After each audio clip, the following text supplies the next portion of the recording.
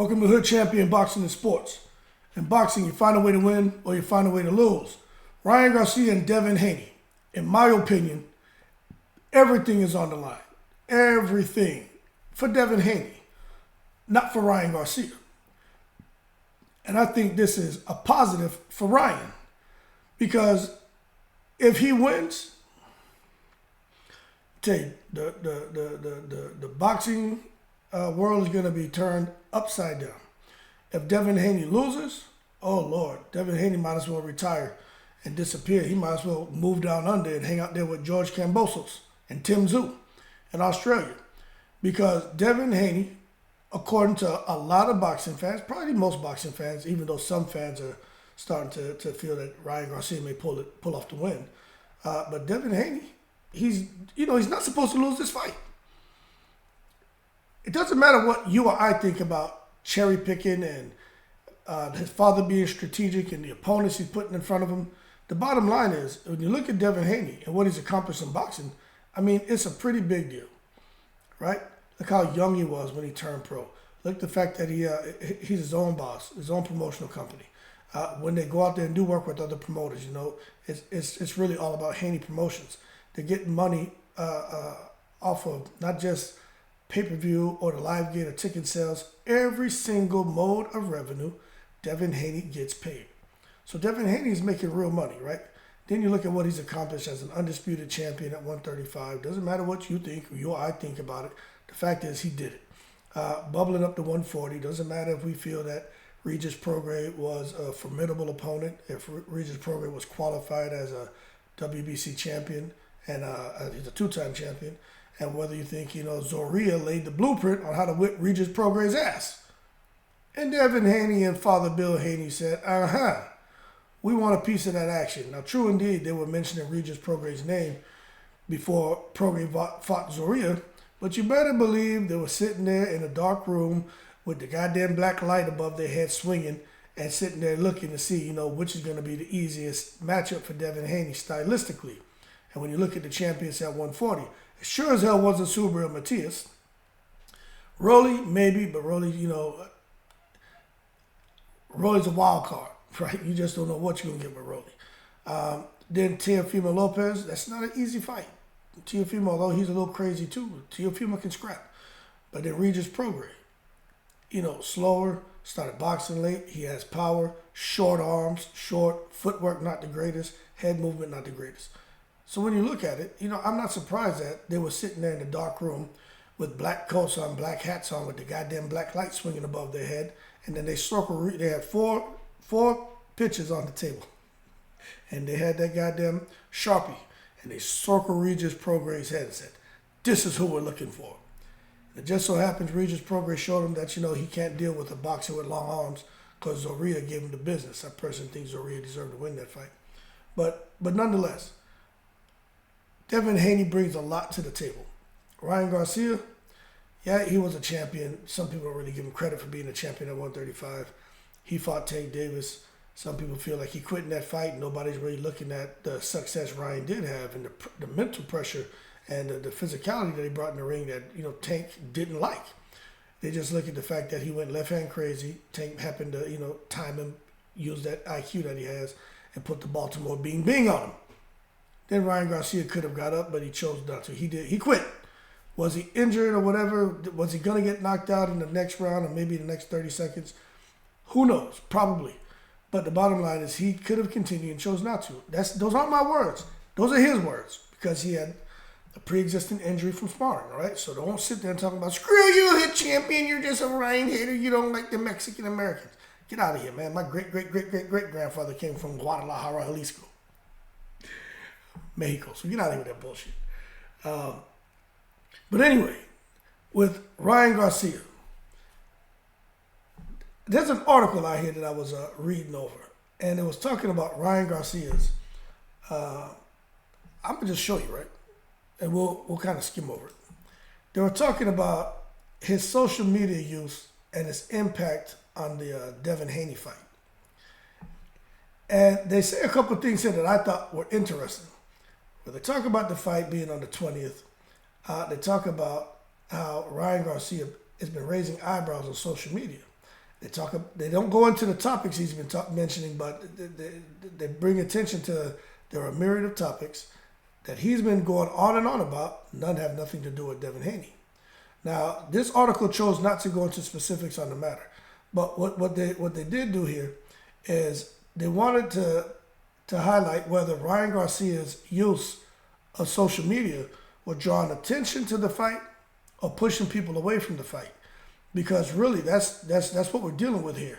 With everything being on the line, and I think Devin Haney has more to lose, this is kind of showing if Ryan Garcia, if his antics and behavior is going to benefit Haney and Ryan Garcia, or is it taken away from the fight and the build-up? But I think this ties into what I said.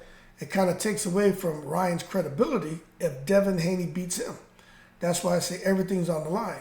If Devin loses to Ryan, then he loses to a guy who's cuckoo, belongs in the nut house, is mentally unstable, has mental health issues, shouldn't be in the ring. But if Ryan beats Devin, Devin's healthy. He's 100%. He's been assimilated into society. And he's doing very well for himself. But Ryan's going to be praised and lauded and touted on the shoulders of boxing fans and mental health advocates as somebody who overcame all the odds and got in the ring despite his struggles with mental health issues, and he beat the former undisputed 135-pound champion and current WBC champion at 140. Ryan Garcia is going to be all over the goddamn social media, the news, every platform, if he beats Devin Haney. But back to this article, right? It says here, they brought somebody, a guy named Jonathan Cohen. They brought him on in conjunction with Listen First, right? These are social media analytical firms to kind of run some numbers in relation to the engagement around Ryan Garcia's post and, again, the impact on the fight with Haney. Now, this is what they said. According to the data provided by Cohen Listen First, only 18.64% of people posting about Garcia on Twitter in the last 2 months have been listed as a top interest. During the same period, 38.6% of the Twitter accounts posting the hashtag Haney Garcia list boxing as a top interest. Most people posting about Garcia don't appear to be hardcore fight fans. A little more than a third of the people aware or interested enough to use the fight's hashtag in a positive identity in a post identify as big boxing fans. It says here there are a couple of ways to look at these numbers. You could suggest Garcia's post of pushing fans away from the fight and focusing more on the attention of the fighter and the topics he's discussing. And that personally is what I think is happening a lot. Is Ryan Garcia, he's out there. His name is out there. People are talking about him. And as a result of people talking about the topics he's discussing, and that's getting more attention, but at the same time, he is drawing some attention to that he has a boxing match coming up with Devin Haney. So although he's getting a lot of attention, not necessarily from only boxing fans, he's getting attention. And that's what I think Devin Haney and Ryan Garcia both need. But how Ryan Garcia is going about it is the question. It says, however, you can also argue his posts are reaching people who might not otherwise be interested in his upcoming fight and could thereby bring in more casual fans, which we know is a recipe for large gates and profits. The dynamic is part of the reason Jake Paul and other social media influencers have been able to carve a niche in the sport. I'm not suggesting this is part of Garcia's plan with his posts, but it could still be the result. Cohen doesn't believe this trend will render those results. He says here, basically Ryan Garcia is blowing up on social media, but because it's so often in context, not mentioning Haney one way or another is not helping promoting the fight. Now, I'm going to tell you why he's not mentioning Haney in all this stuff he's talking about, because Ryan Garcia is not stupid. He doesn't want to get a lawsuit. And Ryan Garcia, what he's doing is calculated. There's no way in the world Ryan Garcia is stupid enough to talk about the things he's talking about as far as, children, things he went through himself with molestation, and then somehow throw some bullshit out there about Devin Haney. You just can't That's just something that you can't do. And if you choose to do it, you got to be ready for the consequences. Ryan Garcia, he may be, it's like I said in a YouTube short, a smart person can play crazy. A crazy person can't play smart. Ryan Garcia is smart. And he may be doing some crazy shit right now, but he knows exactly what he's doing, and he's doing it deliberately. He says, okay, right here. If Garcia isn't even discussing his fight with Haney in the post, generating him the most attention on social media, it's hard to see how the attention would translate to new DAZN subscriptions. Okay? So the bottom line, and it goes on to talk about some other things, man, but the bottom line is Ryan Garcia. I think what he's doing is going to benefit both of those guys, but I just think if Ryan Garcia loses, I think he crashes and burns and goes down hard, because social media and fans and people around the world, they're not going to be very understanding. You know, sometimes these boxing fans, and not even boxing fans, the casuals, they're not nice at all. And social media, especially this shit, Twitter X or whatever the hell they call it now, that's the worst place in the world for a young person like Ryan Garcia, who seems to care what people think about him, to be on reading what people are saying about you. Like, that shit is horrible. Horrible. Let me see if there's any more interesting stats I can share with you. Matter of fact, we can just skim over it together, so you got to look at my big ass head. Let me see, what are they talking about here? It says during the last 2 months, January 17th to March 16th, there were nearly 700,000 posts on X mentioning either Ryan or his X handle, Ryan Garcia. 52% of those posts were between March 5th and the 7th. Okay, so that was a spike. It was because of conversation between, oh yeah, that's right, Ryan Garcia and Andrew Tate talking about that crazy stuff. The post was utterly unrelated to boxing. Yep, that's true. To that point, the top performing post mentioning Ryan Garcia in the last 2 months was a 38-second excerpt from that conversation, receiving 93,000 engagements and about 30 million views. Meanwhile, the post claiming clear footage of one of the key locations in Garcia's recent post got about 30,000 engagements and close to 7 million views. In his last 2 months, there have been about 170,000 posts mentioning Haney or his X handle at Real Devin Haney. During the March 5th through 7th time period, when conversations peaked around Garcia, that's when he was going back and forth with Tate, there were only 12,000 posts mentioning Haney. So here it says, similarly, between Jan 17th and March 16th, about 20,000 posts mentioned the official fight hashtag Haney Garcia. During March 5th and 7th, about 1.1 posts mentioned the hashtag. When people have been talking about Garcia's controversial behavior, it's largely been a conversation separate from his April 20th fight.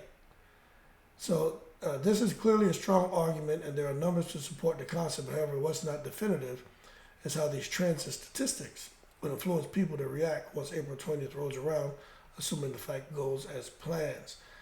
Let me see if they give you... No, okay, so that's it. Bottom line, everything's on the line.